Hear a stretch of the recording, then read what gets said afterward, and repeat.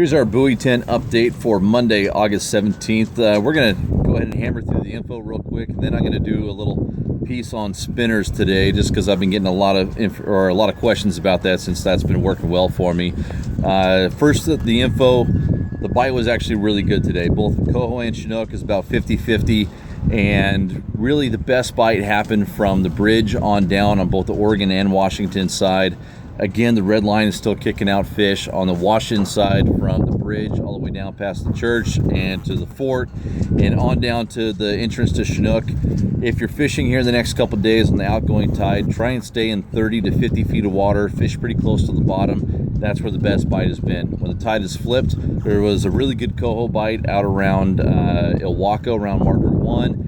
And I kind of came in early because we got all of our fish, so I'm sure there's still a good bite going on out there, and it's looking good. There should really be a good snap here the next few days, and I'm excited about it. But let's talk about spinners real fast.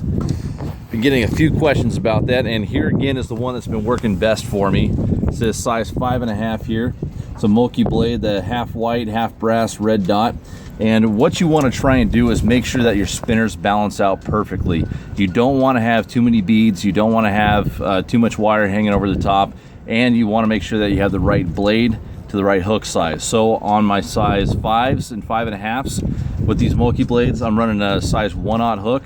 On the bigger size, like this guy here on the size 6.5, with this one I'm running a size 2/0 hook. And if you look at the spacing on it, I have the bottom of the blade, see if I can show it there. The bottom of the blade is right at the top of the hook. Hopefully you guys can see that there. So right at the top of the hook. That way the spinner balances out properly and it's not flopping through the water. We want it to run perfectly straight.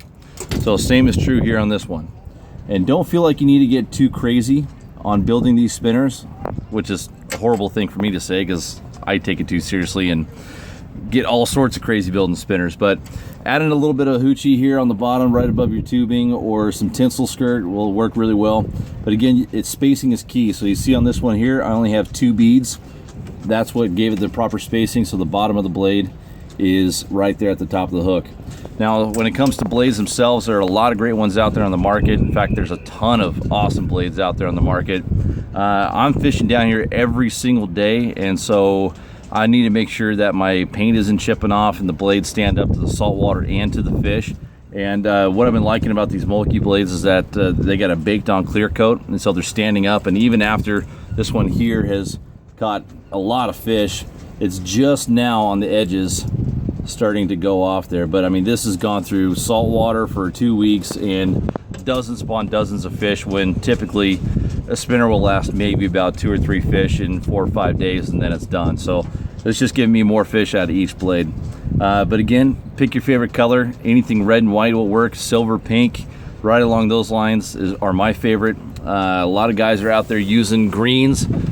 I can't explain it, but I cannot get bid on green. So that's just my 2 cents. If you got any questions, put it in the comments.